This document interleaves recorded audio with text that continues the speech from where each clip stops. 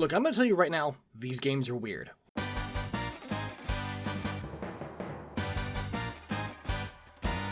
I'm sure you can all remember a time when you had a super weird dream and the rules in it really didn't make sense to you once you woke up.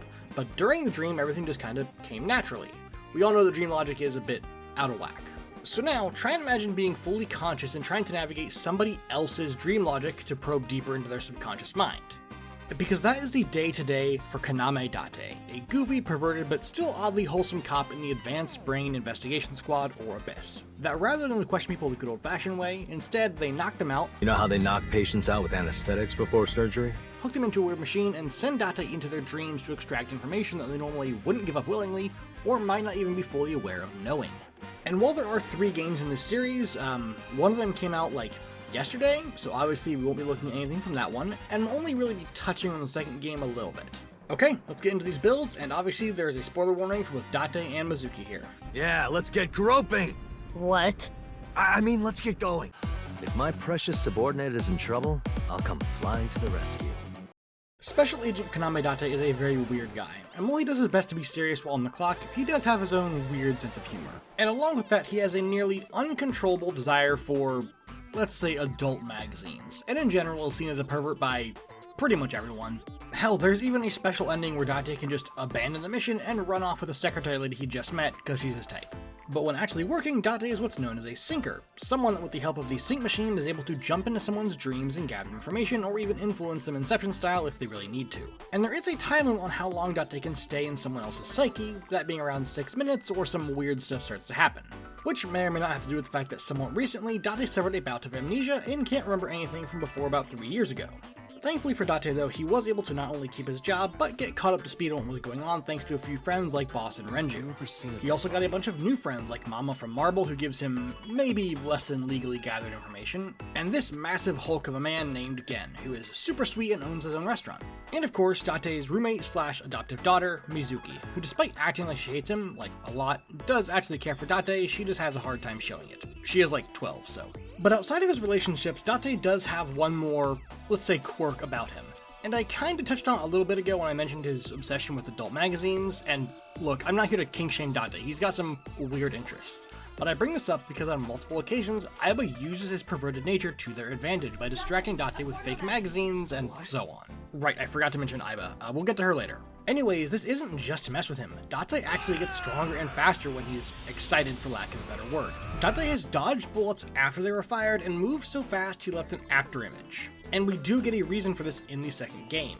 Long story short, Date can enter this superhuman state when he's turned on, because when he was younger and he had his first experience with that kind of material, he was also bitten by a venomous snake and almost died. And because of these two extremes being present at the same time, his body and mind associate that feeling of excitement with being near death. And just like someone in an actual near-death experience, or like a parent protecting their child, Date gets that same kind of superhuman boost. Yes, it's dumb, but it's also very on brand for Date. Sorry. I know that story was dark. As if I've touched upon a great evil. You're touched in the head. So with that, let's pump the brakes a little bit and take a look at his background instead. Now, even accounting for his lost memories, Date is still a cop, at least in some sense, and he's actually pretty damn good at his job. And while I was tempted to build Aiba into his setup as a main feature, I decided to make her her own thing as a bit of a side character later. But given his work as a policeman and investigator, I made a slightly altered guard background and called it a detective just for him. Now, I did kind of toy around with the idea of making a different background based on his other interests, but nah. I also wasn't fully sure what to give him for his human feat, but I ended up going with tough because he's a pretty sturdy dude. He's been through some rough stuff, and obviously you can change this if you want to. Now, when it comes to his stats, Date is kinda weird, being pretty good with martial arts, but mostly using a special firearm called an Evolver. I don't exactly know what's so special about it other than that it lets him fire a bunch of different specialized bullets, but whatever, it looks cool. And this includes, but is not limited to, explosive rounds, stun grenades, anesthetic rounds, grappling hooks, and a ton more that aren't used in-game. But back to his stats, I'm going to go for a good mix of strength, dex, and con, while the other stats are left lower with him dumping charisma. Look, I know Date is trying to be smooth, but there is a reason he has to resort to other methods. Just because he's flirty doesn't mean he's good at it. And before anyone says anything, no, running away with secretary does not count. But moving on from there, picking Date's class was hard for a couple reasons. First off, combat in these games are mostly quick time events, since it's primarily a puzzle-based game, so I have limited stuff to work with. And second, going off of his Evolver, we have some weird things to try and get to work out in a D&D style setting. And at first I thought about maybe doing like a ranged paladin build, since due to suffering a lot as a child at his caregiver's hands, Date has a burning hatred for the evils of the world, and gives zero concessions to those that he sees as evil. But the issue with that is that while the various smites could work for some of his different bullets, the rest of the paladin stuff like auras and the summoned steed just don't. And again, I did kinda want to do some dream stuff with Date here, but that is mostly going to fall on Aiba and the machine they use. It's not something Date can do intrinsically. And because we're not doing Paladin, we're going to need another way to get his trick bullets. But before that, I want to cover his superhuman state, which honestly I think is really easy to get, since all it does is increase his strength and speed. And while I'm sure there are several different ways you could get this, Date is going to get it by becoming a barbarian, which yeah, I know sounds weird, but it pretty much covers everything he needs. The only big difference is that instead of anger fueling his rage, it's lust. And because I plan on going a few levels deeper than just level 1, Date is going to be a frenzy barbarian, mostly because it doesn't do anything fancy and just stacks more strength on top of barbarian. Oh, and just one more thing from barbarian, Date is going to use level 4 ASI to set up something for his main class with a +2 bump to his intelligence. So, moving on to his Evolver and how he fights with that. Before anyone says anything, I do want to say I did look into Matt Mercer's Gunslinger. Someone in the past told me that it was made official in the Explorer's Guide to Wildmount book, but yeah. There's nothing here! It's not here. And while I would have loved to use that in this, I can't use homebrew in this series. Trust me, if I could, I'd be using a lot of my own stuff. So, because the option of using the Gunslinger isn't really on the table, I need another way to get those trick-style bullets. And what I came up with sure doesn't technically use bullets in the description, it might as well, because what I ended up doing was making Date into an arcane archer. Just swap the bow and arrows out for a revolver and a ton of special rounds and you're good to go. But as we can see here, Date has a ton of different special rounds, and just starting off as an arcane archer means he only gets 2 types of arcane shots, so he'll need to go a little bit deeper to get more of these. And because these special bullets are one of the main things about Date's fighting style that's special, I want to get as many of them as I can. So starting off, he's going to get Bursting Arrow for his explosive rounds and Grasping Arrow. Oddly enough, not for his wire rounds, but this is more like the anesthetic rounds since it both deals poison damage and restrains. And really for a bit, we're just building a gunman. Date is a great shot, and while yes, Aiba does give him instructions on what to shoot sometimes based on her super fast calculations, Date still has to make the shot in the first place, like this entire sequence here where he ends up shooting the top off of a fire extinguisher and launches it through a bunch of people, bouncing it off a door and into a truck. And I wanted to point out this scene specifically because it's going to help us out later. But for now, we're going to keep going with the Arcane Archer because Date needs a lot more Evolver shots. So that means a few things, like Action Surge of course, and a few feats. Starting with 2, those being Speedy since he is faster than your average dude, and Sharpshooter for reasons that I already talked about.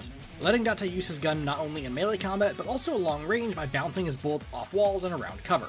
Which I think is a great way to explain how he makes some of the crazy shots that he does. And while this next part doesn't technically matter, hitting level 7 does mean that his arcane shots or Evolver shots are now magical, if that ever comes up. But more importantly, at level 7, it gives Date another way to use his burst or explosive shots with the Piercing Shot, letting him hit multiple people with one bullet if they're in a line.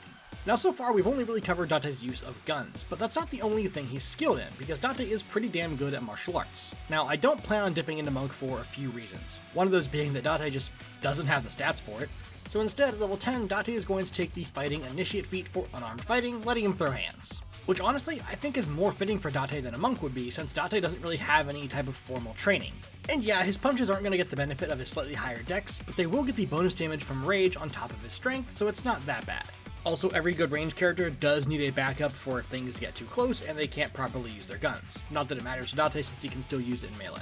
And on that note, Date is going to get a few more features that help with his gunplay from Arcane Archer, like Curving Shot, letting Date reroll on target a new creature if he ever misses one of his Evolver shots. And along with this, Date is going to grab the Shadow Arrow, which actually fits more for the flashbang shots, letting him blind people. Level 11 gives him a second extra attack, and level 12 he gets to take the Martial Adept feat for 2 more abilities. Tactical Assessment, which admittedly is more just Aiba helping him out, but also Disarming Attack, because for obvious reasons it's a lot easier to arrest someone if they don't have a weapon. And unfortunately there really isn't a lot left to get for Date, but before we finish his build here, he is going to grab the Piercer feat just for a boost to his damage when he does crit. But this feat is probably the one that you could most argue for swapping with something else if you really want to. Now the last thing for Date comes in 2 parts. First is going to be his last Evolver shot with the Seeking Arrow. Really just another way for Date to bounce his shots or hit something and cause it to fly into someone's face. But also because Date always seems to have at least one Evolver shot left, I made sure that he got the 15th level feature, Ever Ready Shot, so that whenever combat starts he gets at least 1 shot. Now look, Date is not going to be a damage cannon. The only arrow he has that deals any real damage is the Bursting Arrow, and that's only 2d6. And yes, at level 18 of this subclass, all the arrows do get an increase to their damage and effect. But first, I didn't feel like putting Date at level 20, and second, I did want those barbarian levels. Of course, if you were doing this at home, you can swap them, it's not a big deal. Because personally, I just really wanted Frenzy to make up for his lower strength and be his horny mode. Plus, Date is very much an act first and question Aiba later whenever he's in that mood. Date is in no uncertain terms a pervert. He's a weird guy with weird tastes, and while sometimes that does get in the way of his work, it never puts it at jeopardy, and sometimes even helps. But even with his questionable tastes, whenever there's trouble, you can count that Date is going to do everything in his power to make it right, no matter how many naps he has to take. If my precious subordinate is in trouble, I'll come flying to the rescue. Thank you. You've always been so good to me. I've always wanted to repay you somehow, but Don't worry about it. As long as I have breath in my lungs, I won't need your help. But when I die someday, I'll need you to do me a solid. When I die, I want you to wipe the hard drive on my computer. How about I bust it open for you right now? No, please don't. Okay, so before we introduce our next character, the super strong and sassy Mizuki, I have something important to tell you guys. That is that Metal and I are going to Gen Con this year in like 5-ish days. Look, I'm writing this like at the start of the month, so as long as there's no hiccups and this actually comes out on the 26th, it'll be 5 days. We're gonna be hanging out with Homie and the Dude, and we'll be there all 3 days, so if you somehow recognize my voice, come and say hi. Also, very quick Patreon plug, if you guys want these character sheets, you can grab them on Patreon for $1, or even commission your own team for $20. And one last thing, just in case you missed it, I did start a new series that kinda got shafted by YouTube because it's not the usual team builds. So if you want to get some cool and free monsters for your own D&D games, go check out A DM's Guide to Monster Hunting. I'll be posting the videos whenever they're done. And one episode is already done, including the free monster stat blocks in the description. So go check it out, show it some love. I put a ton of work into these monsters in the episode, and I really want them to do well. Now, back to the video, and let's talk about our blue-haired superhuman that is Mizuki.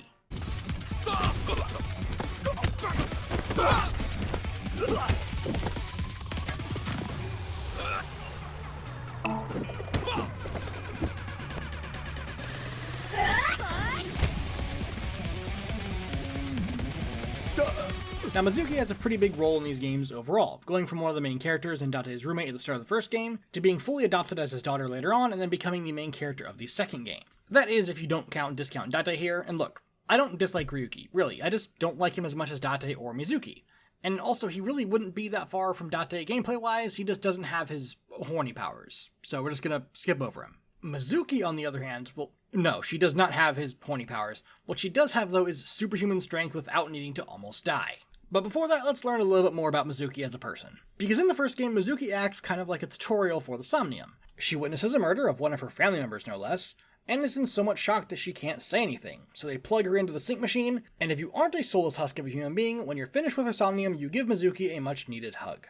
Because at this time during the first game, Mizuki is only 12 years old. And sure, yeah, she's mature for her age, but at the same time, she's still a child. And despite being so young, Mizuki still kicks ass, fighting alongside Date and Momo, who's the most wholesome Yakuza boss ever. And it is stated several times, at least as far as I can tell, that Mizuki is the strongest person in the series. Even as a child, she was not only able to bend metal pipes, but run straight through walls, kick down trees, and create shockwaves just by punching. Also, this insanity extends to her durability as well, given that when she was 12, she got shot multiple times in the chest and just powered through it like a champ. And while yes, in the second game she does have her own evolver, Mizuki much prefers her very own specially made evolver pipe, which is used for anything from deflecting attacks to playing golf with her enemies' heads. Now thankfully, Mizuki in D&D is actually a pretty simple build. She's a human like Date, even if she's a little different, but that's some spoiler stuff. And while I could have given her any number of backgrounds, I think the Prodigy background, which of course is a custom background, fits her best. Partially because the moment Mizuki turned 18, Abyss hired her as their new sinker since Date had been missing for some time. So, to cover both her martial arts and ability to keep fighting after being shot, I went ahead with the Tough Feet and Tavern Brawler feats, giving her more HP and letting her punch a little harder. And to match with her super strength, Mizuki is going to hard focus on strength with some decent dex and wisdom, followed by con, int, and she dumps charisma. Now like I said, Mizuki is, all things considered, a really simple build. And yes, she's super strong, but it's not like she's punching down entire buildings. And this starts with her training under Date, who, despite me saying didn't have any formal training himself, does his best to actually train Mizuki proper martial arts. She even has her own gi and everything. And given that Mizuki is better than Date when it comes to hand-to-hand combat, I thought the monk would fit her a lot more than it does Date.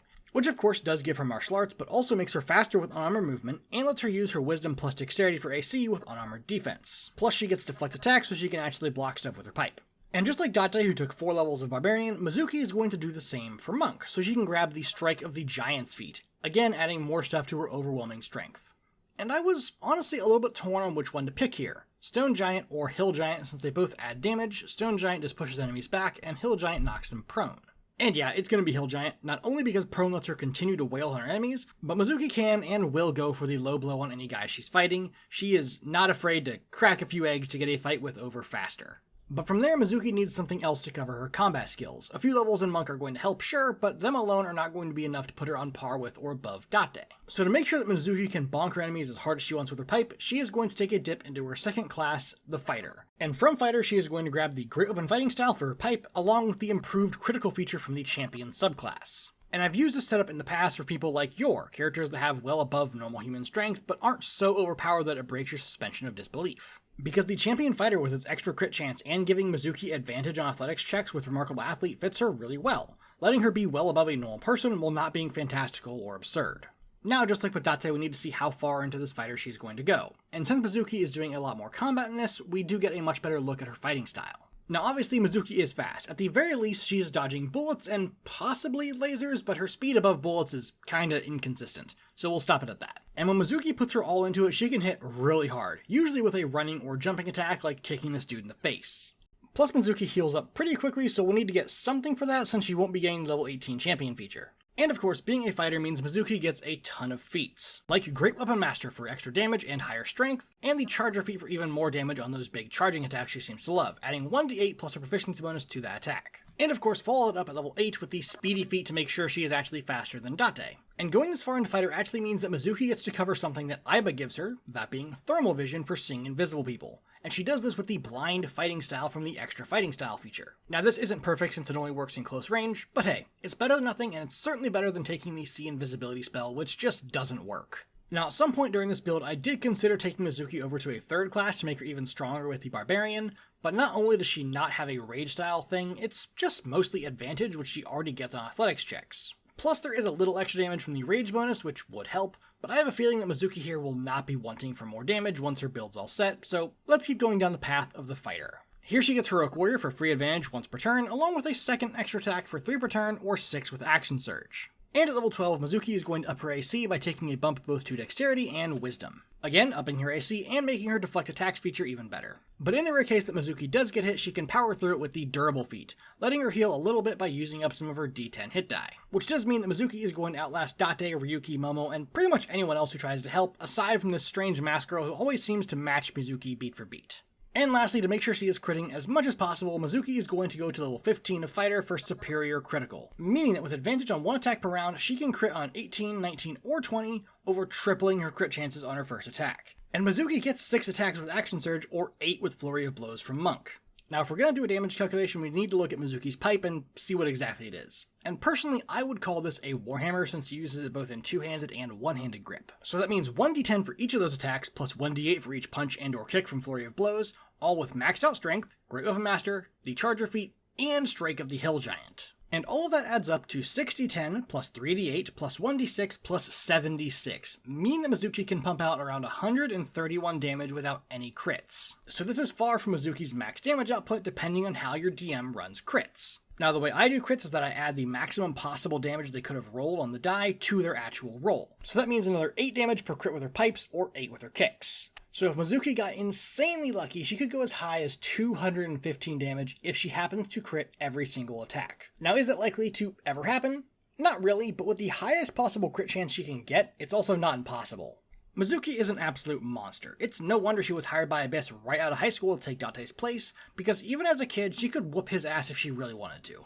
And while I could have gone into why she's like this and how she's so strong and spoiled everything, but honestly I'd rather you guys go play the games and find out for yourselves. They're really fun and they mess with your brain a little bit. Just not quite as much as Mizuki will when she cave your skull in with her pipe. Are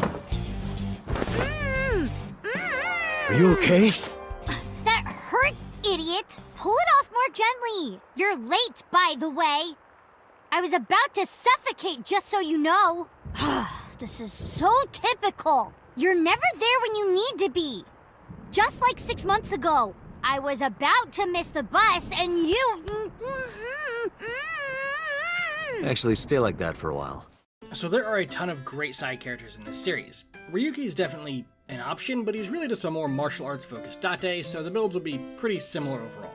There's also Momo, the Yakuza boss, but the most he does is show up with a shotgun for support in a fight, and yeah. But there's one character that no matter what is always with either Date or Mizuki to help them in a fight. And I kinda hinted at earlier in the video, but I made Aiba. Now this part won't be as in-depth as usual because, well, Aiba's an AI. She doesn't really have a whole lot of complicated backstory. But she is a small sassy AI that loves to tease Date and Mizuki, plus she's pretty weird and kind of obsessed with bugs, and I love her for that. Not the bug part.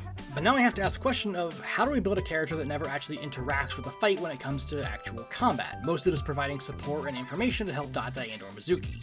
Well, for starters, we turn Aiba into a fairy, giving her the Fairy Fire spell for another form of heat vision, and the Lucky Feet so she can help Mizuki crit even more, or at the very least make sure that she doesn't miss. Her stats are also all going to be into int and charisma, and oddly enough, strength? Look, I was surprised too, but that little body of hers is able to lift something way larger than she is and toss it like it's nothing, so I'm just not going to question it. But beyond those, we need a full support character, both in and out of combat. And in this case, I think Aiba's going to do that by becoming a bard. She's skilled in a lot of things as an AI, so Jack of all trades works great, and Bardic Inspiration is a perfect fit for her on-the-fly advice that she gives out mid-combat. But bards also get a ton of great spells for Aiba, like Command to call Mama and have her help with a plan, Detect Thoughts for her Wing Sync ability lets her read surface level thoughts, and Clairvoyance, Sending, and some other stuff.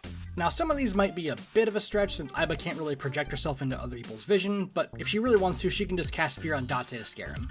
But some of these spells like Dream and Modify Memory also cover a lot of things Aiba is able to do in the Somnium through the Sync machine, like implanting memories, looking into target's dreams, or giving them a seizure with Synaptic Static, letting Aiba do all the weird and crazy dream logic stuff she wants. And back in the real world, Aiba does a lot of stuff for Date and Mizuki, both in terms of analyzing stuff for them, forming plans extremely quickly, or advising them on, say, what ammo is best for the situation, or maximizing the one shot they have so they don't waste it. And I think for this, the best Bard subclass available for Aiba is the Valor Bard, with Combat Inspiration helping them dodge by upping their AC or increasing their damage as long as she puts Inspiration on them before their turn. And honestly, that's kinda all I wanted from her subclass. Even though technically Aiba does get extra attack level 6, she's really not a fighter, and for the most part we'll just spend combat doing support stuff and only join in the fight if she really needs to.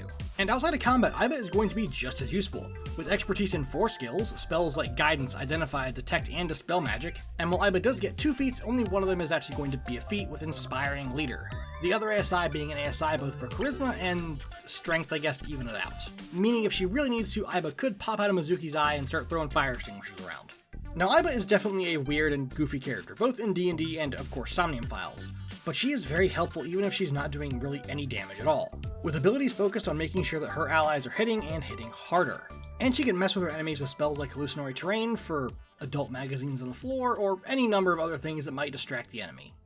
Excuse me, but do you happen to know the culprit? I see. Did you learn something? I did. Beyond a shadow of a doubt. Well? This horse cannot speak English. Okay, so I know this one was a little shorter than usual, but like I said, we are prepping for Gen Con, and like right after we get back, we're gonna start prepping for Extra Life this year. And in case you don't know, Extra Life is a 24-hour livestream event where all the money is donated to children's hospitals. We've participated the last few years, and we plan to continue that this year. Now, I'm not going to tell you what our plans are exactly, since we really have no idea who's going to be there this year, but last year was awesome. We hit our goal of like 500-ish bucks and then some. But I will tell you, just like the last 2 years, we're probably going to be doing giveaways, usually some dice and other stuff, but who knows. Anyways, before I go, as always, I want to thank my testers for looking over this stuff and my patrons for supporting the channel in a meaningful way. If you want to do that, Patreon is the best place to support us, and you can get the character sheets for just $1. Also remember, go check out the new Monster Hunter series for something a little different, but not too different. And that's going to be it for today. I will see you all next time, and as always, have a wonderful day.